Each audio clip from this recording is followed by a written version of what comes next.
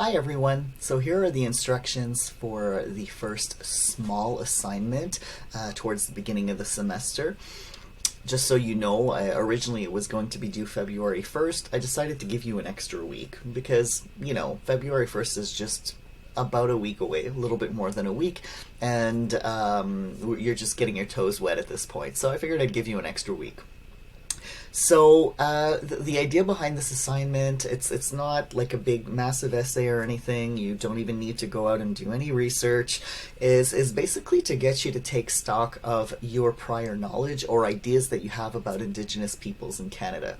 Now, I did want to specify that, different students are coming with, different backgrounds, and I wanted to say that if any of you are Indigenous to these lands or Indigenous from somewhere else in the world, because there are Indigenous people everywhere, pretty much.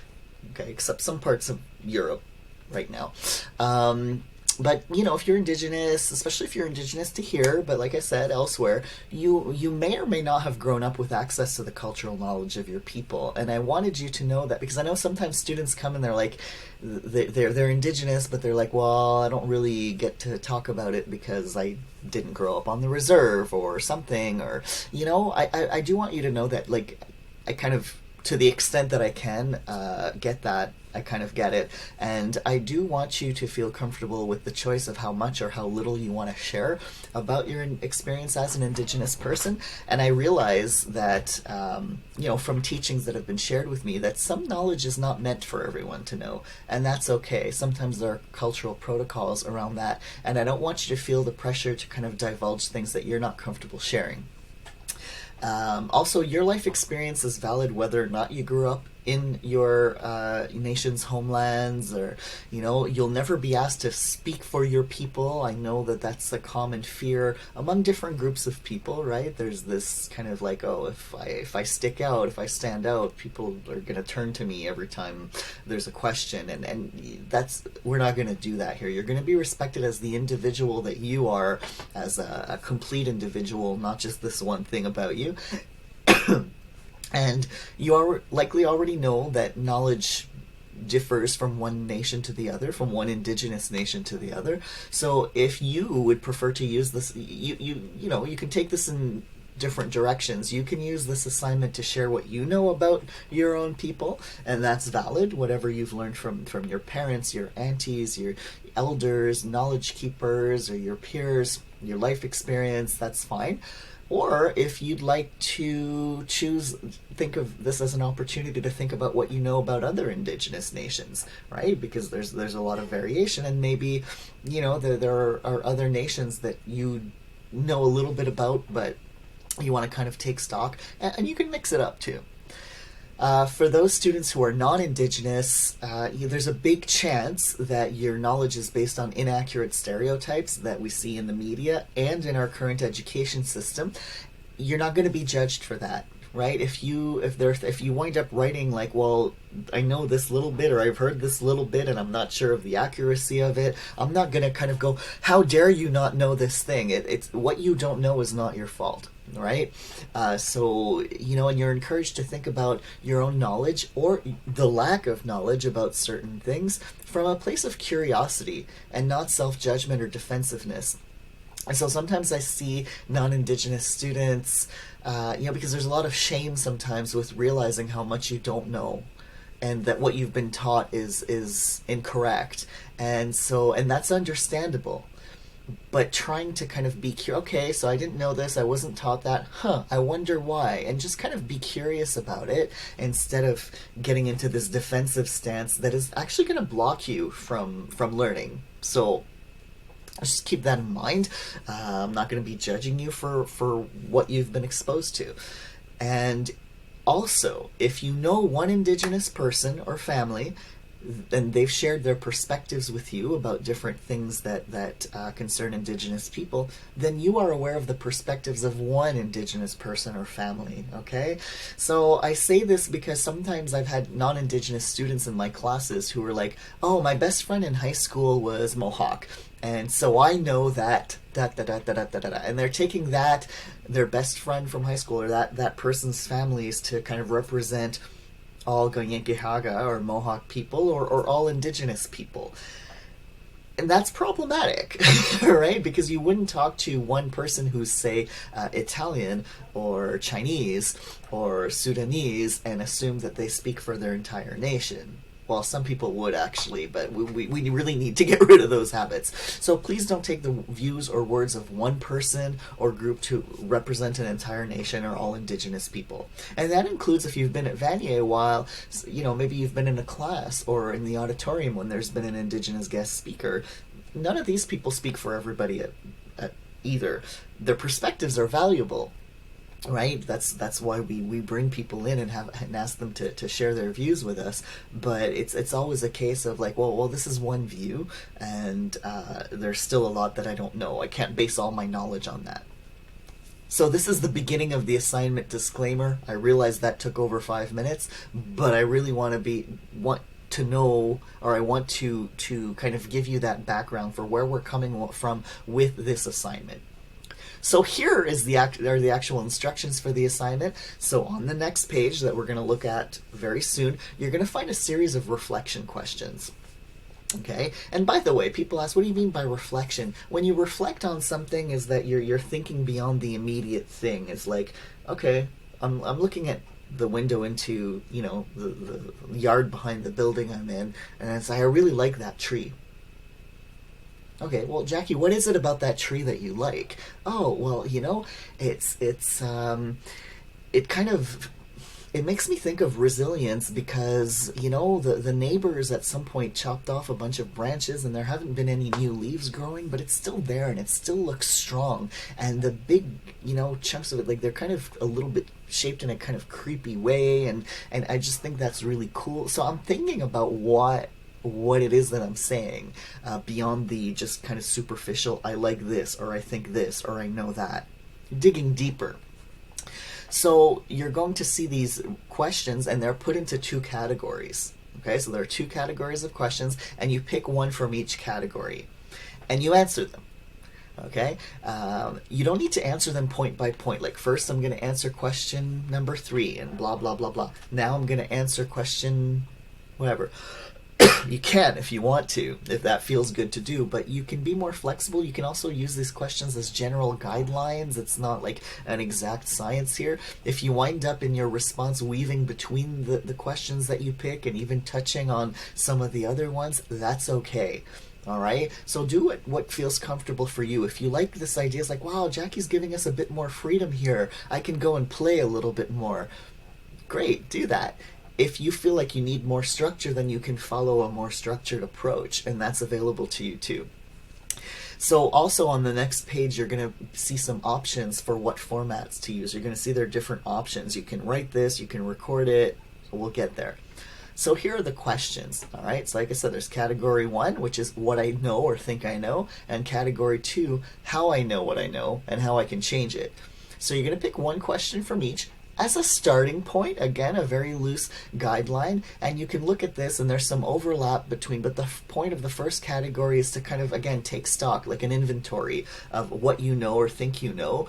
And if it so happens that it's like, gee, not a heck of a lot, well, that's okay. You still have probably been exposed to some stereotypes somewhere, so that's why I put or think you know. You can kind of say, well, there's these stereotypes, I've seen these movies, and this is what they were saying, and I don't know for sure that it's true or not. It sounds kind of weird, but this is what I've been exposed to, And the second category is about, well, how did I learn what it is that I know? How does this knowledge that I have, or even, if you wind up realizing, I don't know a heck of a lot about this specific thing, well, how does the fact that you don't know certain things affect your relationships with people who, if you're non-Indigenous, how does it affect your relationship with Indigenous people that you might meet or work with eventually? Or already have. How does this affect your role in society as a student, as a future worker? For example, if you're going to become a nurse, and you wind up not knowing a lot about Indigenous people, but you know that you might work in an Indigenous community, how is your lack of knowledge about Indigenous realities where you're going to work going to affect your work? Things like that. So these are kind of asking you to reflect a bit further. Okay, so the first one is taking stock. This is what I know, this is what I don't know, this is what I think I might know, but I'm not sure. And then, well, how did I get this? How can I change it? So you have different tracks you can follow here. Okay. In terms of options, well, if you kind of want to practice your writing skills, or you're just more comfortable writing, you can just write. And I'm not asking for a full-fledged essay here, okay? So 400 to 500, I don't know why I put paragraph there. I'm going to change that wording. So 400 to 500 word text. It can be split into 2 paragraphs or something like that. To answer your chosen questions. Try to use good grammar and spelling, but don't stress about it too much, because I want you to really think about what you're supposed to be thinking of. Try to do a proofread at the end to catch some stuff, but for this paper, I'm not going to be marking you on this, but I will give you some feedback so that when the final paper comes, you'll kind of be able to catch some things. So you don't need an introduction or conclusion, so just indicate what you're talking about and just jump right into it. Another option, if you're kind of sick of writing or you want to explore something different, you can record a 3 or 4 minute video of yourself answering the questions that you chose. Try to use, again, similar to writing, try to enunciate things clearly and, use good sentence structure. Pretend you were doing an oral. You don't have to be super formal. As you see, I am one of the least formal people you'll ever meet.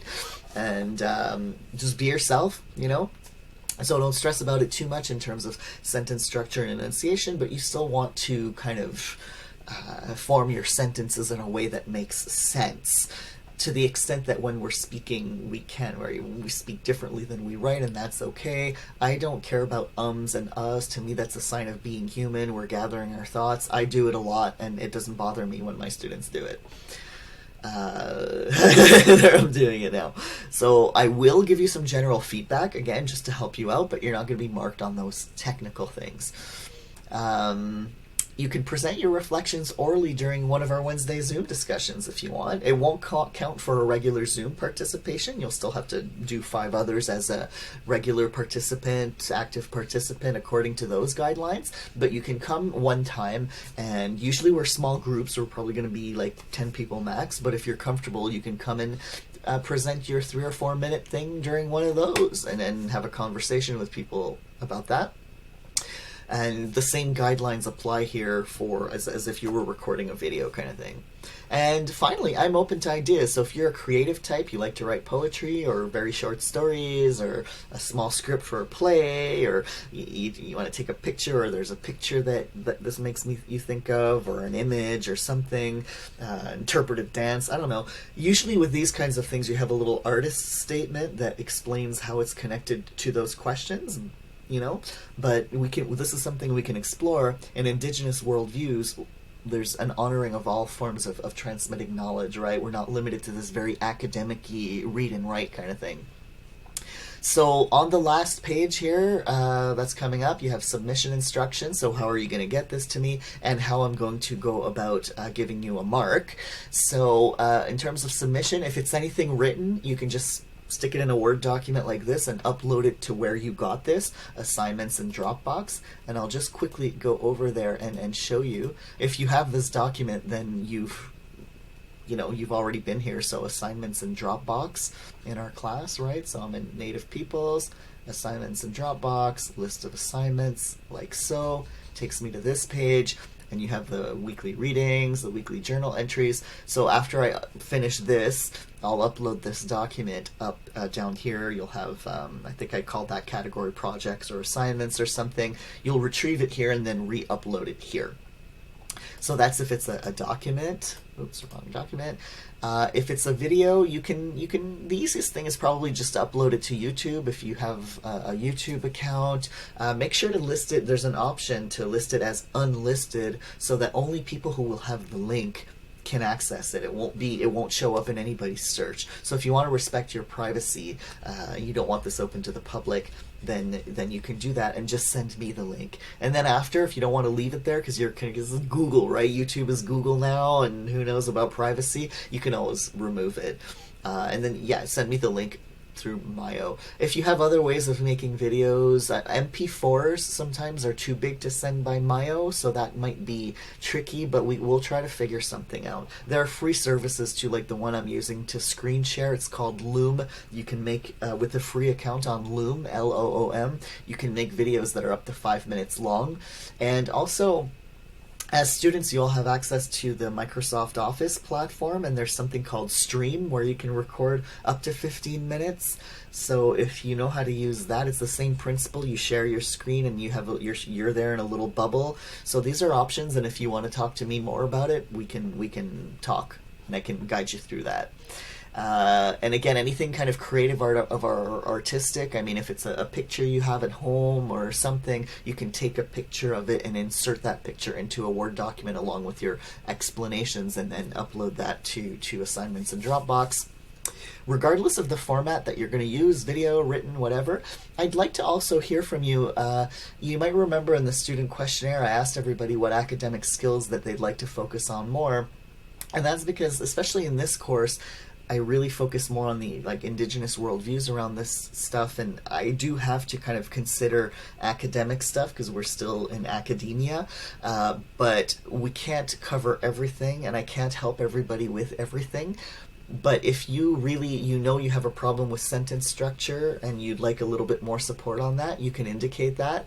Paragraph structure or speed when talking, you'd like some feedback specifically about if you're speaking too fast or something, whatever. You can leave a note about that. Regardless, I'm going to give everybody feedback about the proper use of vocabulary, because by then you'll have practiced it a little bit with the weekly quizzes, so making sure you know the difference between Indigenous and First Nations, or if you're writing capitalizing these words, things like that.